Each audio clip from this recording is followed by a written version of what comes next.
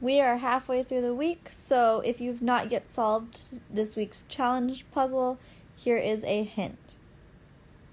Alright, the problem said to graph these two different equations right here, and I wanted to know what the y-coordinate of the point of intersection is. Intersection means the point where the two lines cross. So if one of them is going like this, and the other one's going like that, the point where they cross over is the point of intersection. It should be one ordered pair, one x, y coordinate, and I only want you to tell me the answer to the y coordinate. So it should only be like one number. You can come up and be like, Ms. Douglas, the answer is 3. Or Ms. Douglas, the answer is negative 975. Whatever you think that y coordinate is, that's how you're going to tell me the answer. Okay, so this week's hint is right here. If you are stuck, I recommend starting with a table. I like to split my two different equations up into two different colors so that when I graph them, it's like a little more obvious to me. But check it out. If x equals 1, what will y equal?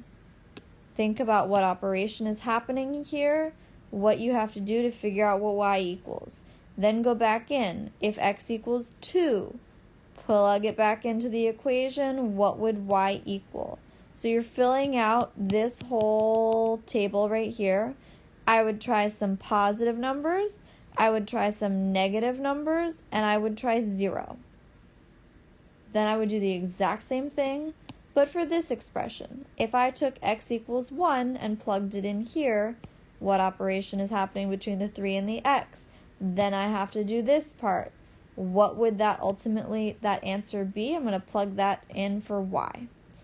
Again, some positive numbers, some negative numbers, and 0. You can have more than this. I just ran out of room when I was drawing it out. So then once you have all of those points, those are serving as your ordered pairs. Remember, an ordered pair goes x, y. So when you take it to a graph, you can take the x coordinate and the y coordinate. Like, let's say this first one is 1 times negative 2, so this is the ordered pair 1, negative 2. So in green, to try and keep it less confusing, I'd go 1, negative 2. There's where I'm going to put my first dot.